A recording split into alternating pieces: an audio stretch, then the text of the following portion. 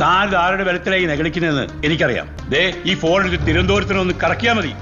അടുത്ത നിമിഷം ഇവിടെ എത്തും തന്റെ ഈ മുഖ്യമന്ത്രി കുഞ്ഞിത്തമ്മൻ. എന്നിട്ട് മുട്ടുകാലെ കുമ്പിട്ട് നിൽക്കും. എന്താ കാണണം എനിക്ക്? പിന്നെ അതൊന്നും വേണ്ടാന്ന് വെച്ചത് പ്രശ്നങ്ങൾ രമ്യമായി തീർന്നെങ്കിൽ തീർന്നോട്ടെ എന്ന് വെച്ചിട്ടാ. അപ്പൊ തനിക്ക് പുച്ഛം, തന്തയ്ക്കുണ്ടായിരുന്ന പോലത്തെ ധാർഷ്ട്യം അല്ലടോ?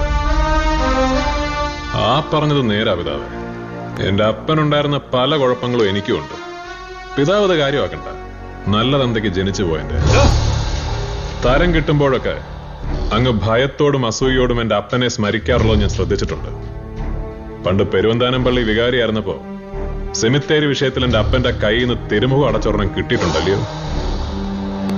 ആ കൈയുടെ ഒരു ഗുണം അതാണ്, കൊണ്ടവനൊന്നും മറക്കുകയല്ല, ചാവുന്ന വരെ ആ ചൂട്.